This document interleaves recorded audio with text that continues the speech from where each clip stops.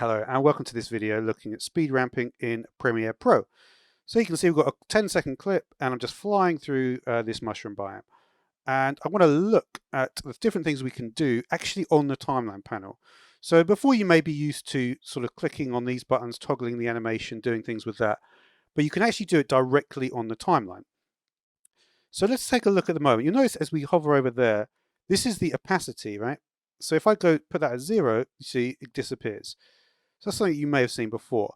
Now we can access that opacity, where that is either in here, or if we click on the little FX button, we get a very small menu. And this is actually much easier to use because it's a lot smaller, and we can choose between all different things and they're going to appear as a little white line on the thing.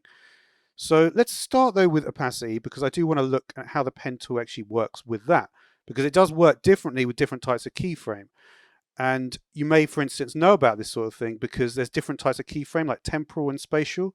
For instance, if we have a keyframe in position, you see we've got temporal and spatial interpolation. But what we're going to do now in opacity doesn't have that, right?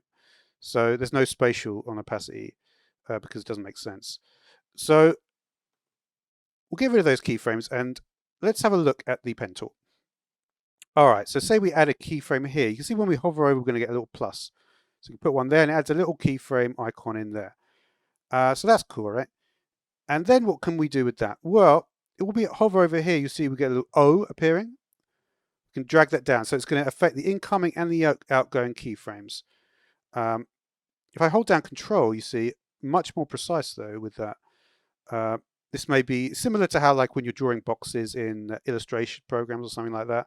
If you want that much more precise sort of thing going down. We can also go back to the selection tool here and let's take a look at that. Again, it does the same thing, but now if we pull down Control, you see we get this. And this is actually going to open up some Bezier handles. So now we can do some Bezier stuff with it as well.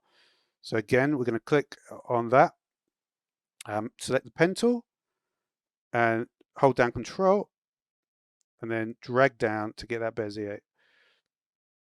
All right, so you can see, and then that's going to give a smooth darkening effect.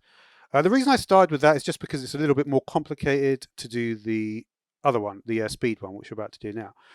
All right, so time remapping speed.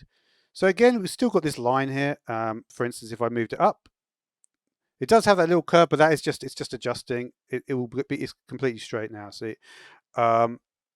But yeah, obviously, if you make it faster, 50% faster, it's going to be, you know, the length of the clip will be 50% less. Yeah. So what happens when we do a pen tool on this one? Well, let's see. See, it's kind of different. And here you can see what I was talking about, the ingoing and the outgoing keyframes. Keyframes, the way they're designed is if you have different, they can come in linear, they can go out Bezier, they can do all sorts of things like that. And you can get some really, get a lot of funky, this is like, I think there's like 20 different looking keyframes. So if you just all the different combinations. Anyway, so here we go. So, and then we can click here, right? So say we want this bit to be faster, we'll go, let's make that bit faster. And you see the distance on the left, in this left portion is lower. Just see that again. See, it's lower still. And you see this is going to be much faster. Yep, you're going faster. Now, we're back at a leisurely rate.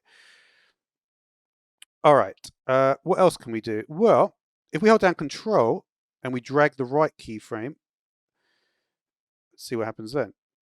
You'll see you get these arrows. So remember, this clip is all going forward. Not anymore though. That actually does a reverse keyframe, and you can actually verify that here. So this is actually really cool. Yeah, I really like that. You can see, and you can still do all the adjustments, right? So that's a really fun thing to do.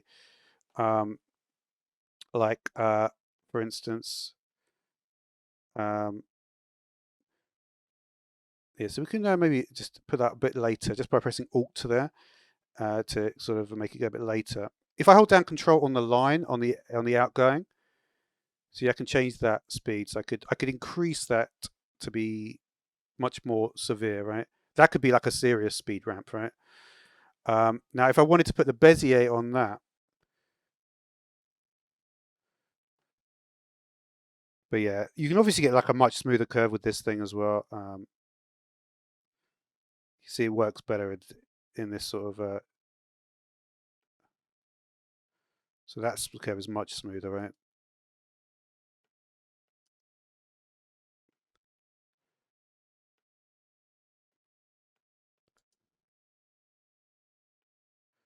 So yeah, if you want to just move all the keyframes back, you can do it like that. So that will do for now. So thanks for watching.